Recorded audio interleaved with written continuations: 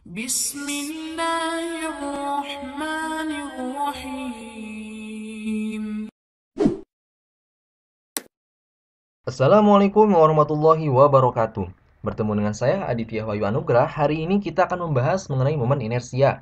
Tujuan pembelajaran kali ini adalah pertama, kita mampu menjelaskan kembali konsep momen inersia. Yang kedua, kita mampu menerapkan rumus momen inersia. Momen inersia, apa itu momen inersia? Momen inersia adalah kecenderungan suatu benda untuk mempertahankan keadaannya, baik itu tetap diam atau tetap bergerak. Jadi ketika suatu benda diam, dia akan terus diam, atau benda ketika bergerak, dia akan terus bergerak. Hal ini sesuai dengan hukum 1 Newton. Masih ingat kan? Oleh karena itu, semakin besar momen inersia suatu benda, maka benda tersebut akan sulit bergerak. Misalkan di sini kita anggap benda berwarna merah dengan jarak R terhadap suatu bidang berwarna biru. Jika benda tersebut berotasi terhadap bidang, maka momen inersia I sama dengan M dikali R kuadrat. Di mana I ini momen inersia, M ini massa, dan R ini adalah jarak benda terhadap sumbu putar. Soal dan pembahasan untuk lebih memahami tentang momen inersia. Suatu benda bermassa 2 kg. Di sini kita lihat benda berwarna merah bermassa 2 kg dihubungkan dengan tali berwarna hitam sepanjang 100 cm. Berapakah momen inersia benda? M 2 kg, R 100 cm sama dengan 1 meter. Kita ketahui bahwa I itu tadi adalah M dikali R kuadrat. Cukup masukkan nilai M-nya 2, R-nya 1. 2 dikali 1 kuadrat kan sama dengan 2. Jadi momen inersianya adalah 2 kg meter kuadrat.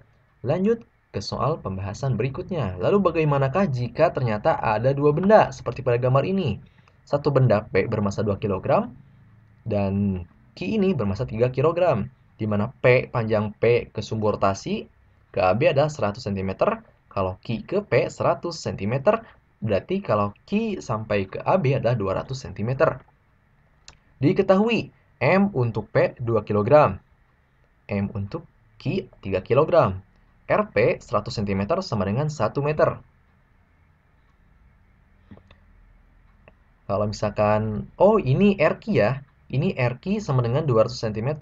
Sama dengan 2 meter. Jika kasus yang seperti ini, cukup jumlahkan momen inersia P dengan momen inersia Q.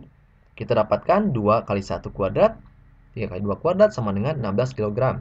Jadi kalau misalkan ternyata ada dua seperti ini, cukup dijumlahkan ya. Keduanya momen inersianya. Jadi momen inersia total sama dengan momen inersia untuk P ditambah momen inersia untuk Q. Berikut ini adalah latihan soal. Silahkan kerjakan pada catatan masing-masing. Kalau sudah tahu jawabannya, silahkan kasih di kolom komentar jawabannya. Berikutnya, berbagai macam rumus momen inersia untuk suatu benda. Momen inersia ini, suatu benda ini bergantung pada bentuk benda itu sendiri. Jadi, beda bentuk, beda rumus. Nah, di sini ada tabel 1 sampai 4 tentang ini adalah gambarnya. Kita lihat di sini batang homogen panjang ya nama bendanya. Letak sumbunya titik pusat. Yang ini, yang ada lingkaran ini, berarti titik pusat. Kalau yang ini dia di ujung. Kalau di titik pusat rumusnya I sama dengan 1/12 ml kuadrat, di mana L ini adalah panjang bendanya. Kalau ternyata sekarang sumbu putarnya, nih, ini letak sumbu putar ya. Sumbu putarnya terletak di tengah. Sekarang kalau tadi dia mutar di samping atau di tengah, sekarang dia berputarnya pada tengah-tengah diameternya. Lihat nih, di sini ada R-nya. Kalau melalui sumbunya, berarti I sama dengan M dikali R kuadrat, di mana R ini adalah jari-jarinya. Tapi kalau misalkan sekarang tipenya adalah silinder tebal, berongga, dia ada rongganya. Rumusnya beda lagi. Oke, rumus berikutnya. Ini silindernya pejal dia, melalui sumbunya. Kalau yang ini silindernya pejal tapi melalui tengah-tengah. Nah, kalau ini lingkaran, pusatnya jadi pusat lingkaran, jadi bolanya muter dia. Kalau yang ini pusatnya di samping, jadi bolanya muternya mengelilingi garis yang ini. Kalau yang ini melalui pusat. Jadi setiap rumus beda bentuk, beda rumus ya. Berikutnya kalau bentuknya sekarang balok. Ada melalui titik tengah, ada melalui titik sumbu. Untuk lebih jelasnya, kita lanjut ke soal dan pembahasan. Di sini saya kasih garis merah ya, atau tulisan merah nih. Sebuah batang homogen. Oke, ingat-ingat batang homogen tadi rumusnya apa? Jadi kalian harus tahu rumusnya dulu. Bermasa 2 kg.